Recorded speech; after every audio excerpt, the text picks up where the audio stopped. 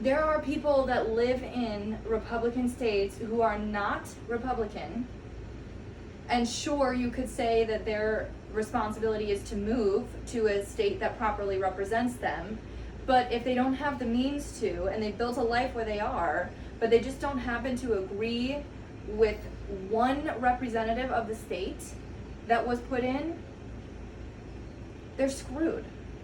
And again, I don't understand what the negative would be if pro-life, if there was more pro-choice decisions being made in law. I don't get what the catastrophe would be, because you're putting, say pro-choice won this whole Roe v. Wade thing, and they weren't limiting any or restricting or making abortion illegal. They're not forcing you to have an abortion. If you are pro-life over there in Texas, honey, be pro-life in Texas. Do not make rules for me. How do I relate to you? I don't even fucking know you. I don't understand. Make your own decision for yourself. Stay over in your lane. Don't make the decisions for me. Because what this leads to, okay, so now you're not allowing people to have abortion. So women could die in this process now. You're not getting rid of abortions. You are now adding to the criminal justice system, because now this is something that is illegal. And if a woman is found out to have gotten an abortion, she could end up in jail or have some sort of criminal charge, which is absolutely, there's no word for it, how stupid it is. And then you don't want to pay for any kind of welfare or health care to help these women that can't afford these babies to then have them and bring them into the world. You don't want to improve any mental health awareness for the women and the children that are coming now into the world. And you don't want to even bother opening up the foster care system to make sure that those kids that weren't wanted at birth but were being forced to be brought into the world and now are in the foster system, we don't care if they're cared for. We just care that they're on earth. We don't care if they're abused. We don't care if they're neglected. We don't care if they bounce around from different parents and have mental issues of their own. But God forbid, we prevent them from all of that in the womb. I don't understand the logic. I don't get it. A human is part of my body, and I have to figure out how to take care of that human and to provide for that human. And if I can't, that human is not going to be living with me anymore, and I'm going to be mentally fucked up. Not even just the kid. I will have that guilt to carry. That could make somebody depressed. That could make somebody suicidal because they can't take care of their kid like they're supposed to, but they didn't want to have it anyway in the first place. Tough. And then you get into the idea of what life is. That whole debate of what is life, right? And at what point does it start? Right. At what point does it go from a fetus to a baby and a human baby, and at what point do you get connected? But I feel like that's a whole debate again, because it's based on when women get attached to the belly. Because there is a point when the woman gets attached and it's like, oh my gosh, this is my baby, and that baby is personified for them. But there's also a certain point, at least up to 12 weeks, where number one, you don't even know that baby exists, and two, it's a very fragile time. You usually don't tell people that you're even pregnant, if you know, till you're past the 12-week mark, because you have a higher risk of losing that baby beforehand. So that's another thing I don't understand. You're basing something for everyone in one country off of how you or a select group of people feel about a baby. Like, I just don't get it. And you're talking to a person who used to be so adamantly pro-life, because I knew nothing else other than how I felt about babies. And I love babies. Yes. I love babies. I want to have so many of my own. Like, great. But I've grown up and realized that it's not fair for me to tell somebody else they have to have a baby, because how is that baby gonna affect me? It's not like it's mine. I feel like when people think, oh, pro-choice is so bad, and how can you say that you can murder a baby and abortion is terrible? They are thinking, in my head, what I'm assuming, is that this woman got pregnant by choice at the time and now is deciding she doesn't want it for no good reason. Okay? That would be how they would think.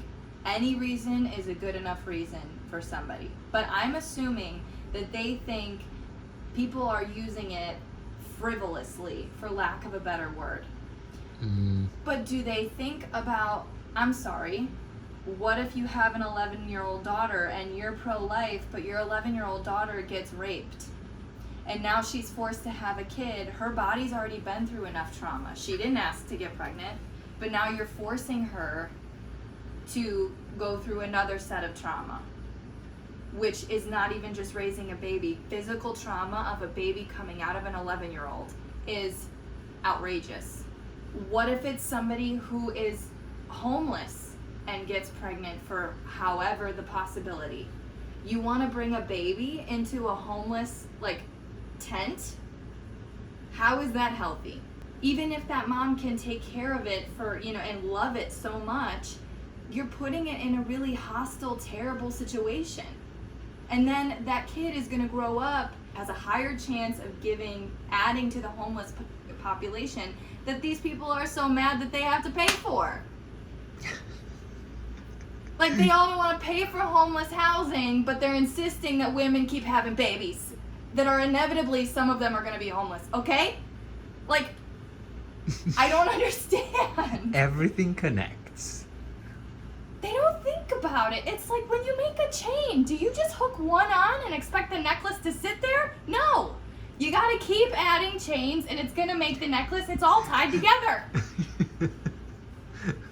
The circle of life. It's not a line, it's a circle.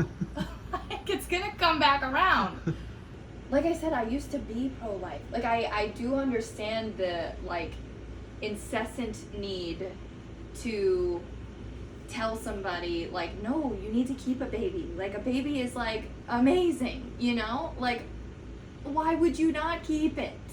So if somebody had, a valid, not a valid, everybody has their own validity in their stuff, but if somebody came with, a not aggressive place to say, hey, I'm pro-life, but your assumption about what I would think is not fair because I think this, I would be able to be a human and understand, okay, that is maybe a good reason, or maybe, that's awesome for you, I love that for you, and that's a really great reason, but I just don't like that it's being enforced on me, that my decision is wrong, that my opinion is wrong.